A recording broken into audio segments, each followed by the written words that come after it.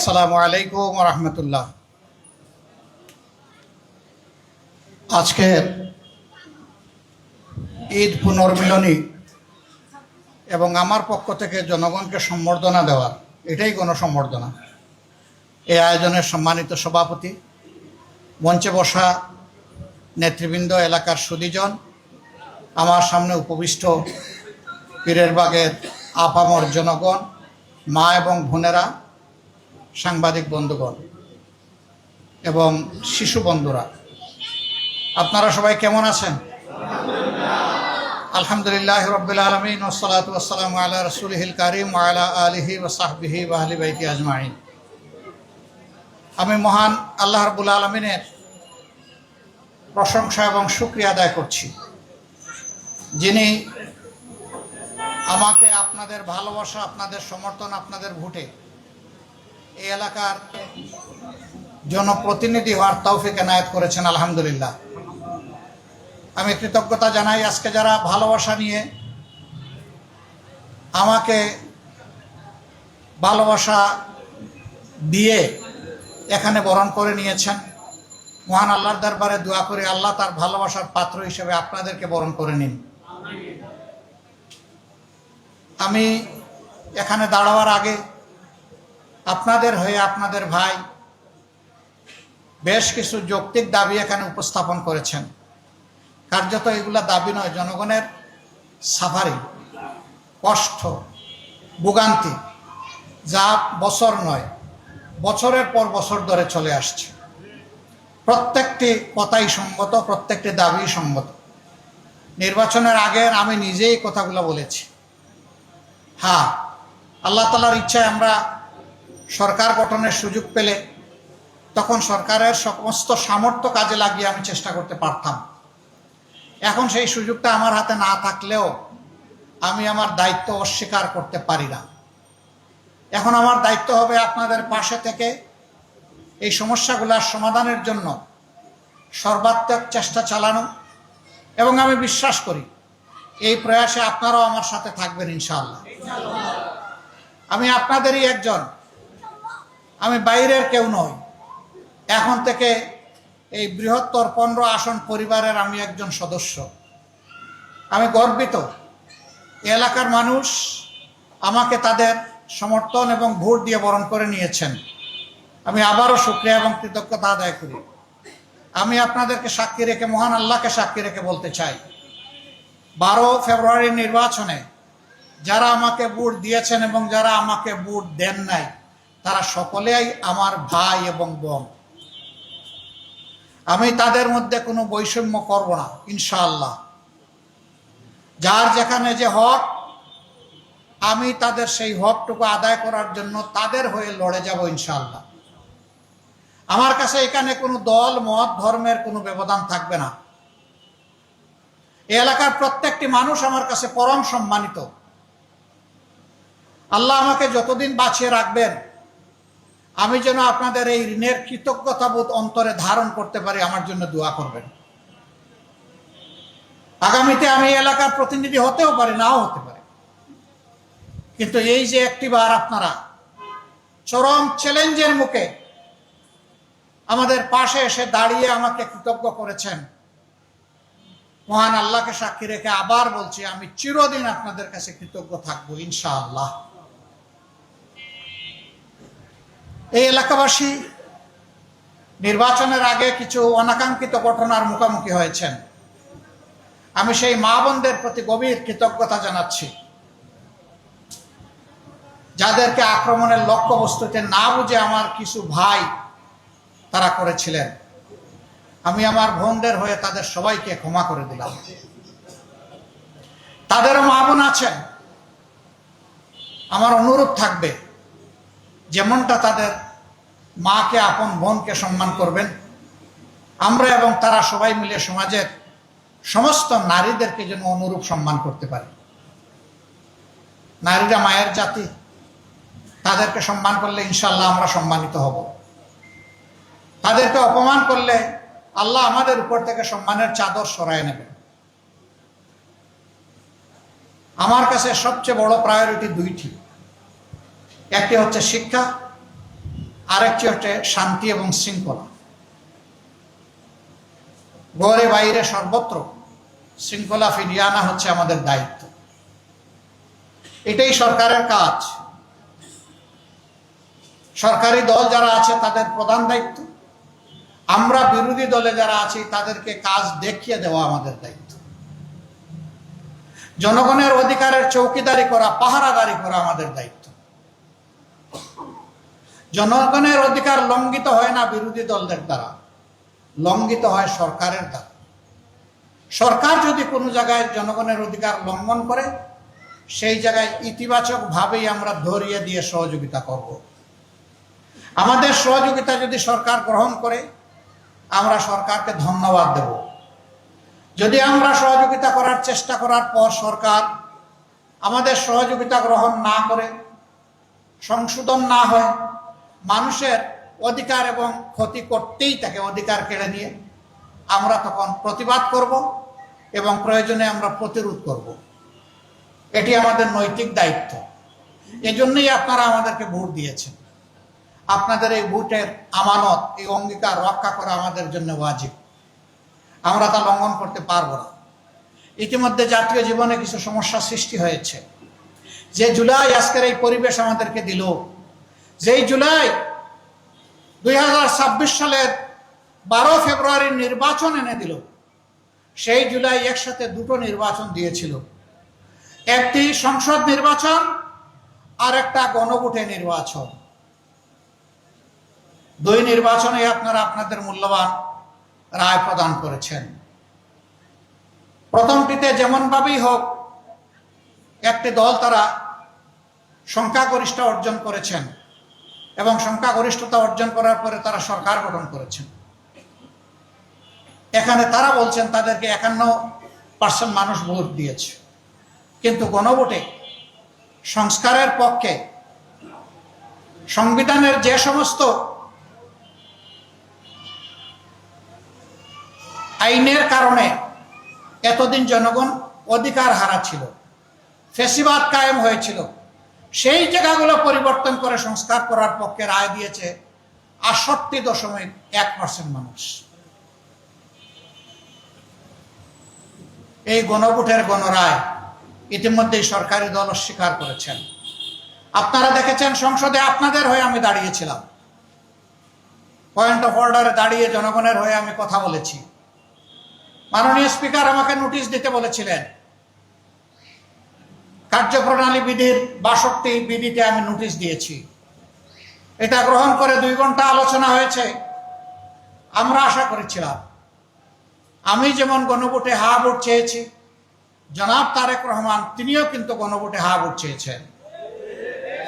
গণভোটের এই দাবিটি আমরা বলার আগে তাদের নেতা সালাউদ্দিন আহমদ প্রথমে দাবি জানিয়েছেন যে গণভোটের মাধ্যমে এই সংস্কারের রায়কে আইনি বৈধতা দিতে হবে। আমরা সমর্থন করেছি। ভোটের দিন পর্যন্ত আমাদের অবস্থান ছিল এক, এখন যারা সরকারি দল, এখন যারা বিরোধী দল, কিন্তু ভোটের রেজাল্ট হওয়ার পরে তারা বদলে গেছেন। যখনই তারা 2/3 সংখ্যাগরিষ্ঠতা যেভাবেই হোক, যে মেকানিজমে হোক তারা লাভ করেছেন, এরপরেই তারা অতীতের সমস্ত ওয়াদা ভুলে গেছেন। তারা তাদের দলীয় 31 দফা ইশতেহারের কথা বলেন, সংস্কারের কথা বলেন। ওই দফার প্রথম দফা হচ্ছে তারা যদি সরকার গঠন করেন তাহলে তারা একটা সংস্কার কমিশন গঠন করে সংবিধানে ওই সমস্ত ধারাগুলাকে সংস্কার করবেন যে ধারাগুলা অতীতে সরকারকে ফেসিবাদী বানিয়েছে। আমরা এখন যখন সংস্কারের কথা বলি, সরকারি দল তখন বলে সংবিধানে তো কোনো সংস্কারের কথা নেই।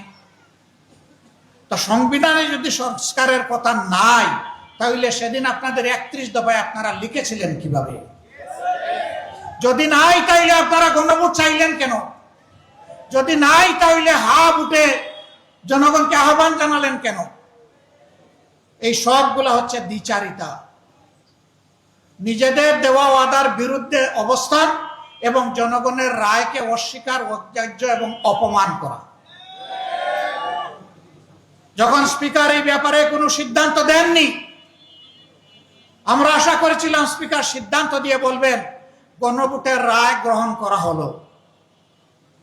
তিনি এইটা না বলে বললেন যে এই আলোচনা এখানে সমাপ্ত হলো, যেটাকে সংসদীয় ভাষায় বলে টক আউট। আলোচনা হয়েছে, ফেলে দেওয়া হয়েছে, এখন আর নাই। আমরা মর্মাহত হয়েছি, জাতি কষ্ট পেয়েছে। আমরা তখন জাতিকে কথা দিয়েছি, যেমন ইলেকশনের আগে আপনাদেরকে বলেছিলাম, আমরা নির্বাচিত হয়ে সরকার গঠন করলে, আমরা বিজয়ী হলে আপনারা গণভোটে যে রায় দিবেন সেটা আমরা বাস্তবায়ন করব। আমরা যেহেতু সরকার গঠন করতে পারিনি, যেহেতু সংসদের ভিতরে আমাদের কথাকে, জনীন কথাকে, ন্যায্য কথাকে আমলে নেওয়া হয়নি, সেই কারণে আমরা আবার জনগণের দাবির সাথে একাত্ম হয়ে জনগণের কাছে ফিরে এসেছি এবং সেই দাবি আদায়ের জন্য আজকে থেকে আমরা আন্দোলন শুরু করেছি। আপনারা দেখেছেন বায়তুল মুকাররম উত্তর গেটে আজকে এই দাবি আদায়ের জন্য আর এই দাবিকে অপমান করার জন্য, তার প্রতিবাদে এবং দাবি আদায়ের পক্ষে প্রথম কর্মসূচি বাস্তবায়িত হয়েছে। এটা আমাদের শেষ নয়, এখান থেকে শুরু। আমরা কথা দিচ্ছি, আমরা আস্থাশীল, ইনশাআল্লাহ আপনাদেরকে সাথে নিয়ে এই দাবি আমরা আদায় করেই ছাড়ব। আমাদের সামনে বিকল্প কোনো রাস্তা খোলা নেই। আমরা চাই না আবার ফ্যাসিবাদ আমার বাংলাদেশে কায়েম হোক। বাংলাদেশের একজন নাগরিকও চায় না বাংলাদেশে আবার ফ্যাসিবাদ ফিরে আসুক। সুতরাং আমাদের অবস্থান স্পষ্ট। আরেকটি বিষয়ে কথা বলতে হয়, ইরানের উপর ইসরায়েলের অবৈধ যুদ্ধ চাপিয়ে দেওয়ার ফল হিসাবে বিশ্ব একটা কঠিন পরিস্থিতির মুখোমুখি হয়েছে। বাংলাদেশ জ্বালানির সংকট তীব্র আকার ধারণ করেছে। আজকে মাননীয় প্রধানমন্ত্রী অফিস করতে গিয়েছেন তেজগাঁও প্রধানমন্ত্রীর কার্যালয়ে। যাওয়ার সময় নিশ্চয়ই তিনি দেখেছেন কিলোমিটারের পর কিলোমিটার একটা গাড়ির পিছনে আরেকটা গাড়ি, একটা মোটরসাইকেলের পাশে গেছে আরেকটা মোটরসাইকেল, হাজারো গাড়ি হাজারো মোটরসাইকেলের মিছিল তিনি দেখেছেন। মিছিলে মানুষ এগিয়ে যায়, আর তিনি যা দেখেছেন, আমরা যা দেখি, সবগুলা সেখানে স্থবির হয়ে আছে। ওই চাকাগুলো এখন আর ঘুরছে না। কোন কোন জায়গায় গাড়িতে তেল নাই, এখন মানুষ দিয়ে টেনে নেওয়া হচ্ছে। এক জায়গায় দেখলাম যে গরুর গাড়ি দিয়ে গাড়ি টানা হচ্ছে। অথচ আমরা যখন জাতীয় সংসদে এই বিষয়টা জানতে চেয়েছি এবং বলেছি যে এটা তো বর্তমান সরকারের সৃষ্ট কোনো সমস্যা নয়, এটা বিশ্বব্যাপী একটা সমস্যা, আমরাও এই সমস্যার নিরসনে অবদান রাখতে চাই। খোলামেলা আলোচনা করুন, সত্য কথা প্রকাশ করুন, সমস্যাগুলো তুলে ধরুন, আমরা সবাই মিলে সমাধান করব। না, তারা এটা শুনবেন না। তারা এমন ভাবে বিবৃতি দেন দাঁড়িয়ে, মনে হয় যেন বাংলাদেশ এখন তেলের উপরে ভাসছে। বাংলাদেশ ভাসছে না। কিছু লোক যারা বিভিন্ন যুগে এবং এখনো সরকারকে তেল মারে, তারাই আসলে তেলের সংকটটা দেখতে দিচ্ছে না।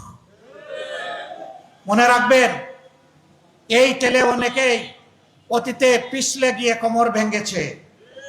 আমরা চাই না আপনারা দেশকে নিয়ে কোনো বিপদে পড়েন, কারণ দেশের মানুষের কষ্ট আমাদের সবার কষ্ট। আমরা এটার আশু সমাধান চাই। আমরা চাই বহুদলীয় ডায়লগ হোক, বসেন, খোলা মনে বসেন, আমরা সবাই মিলে সহযোগিতা করব, রাস্তা সবাই মিলে বের করব।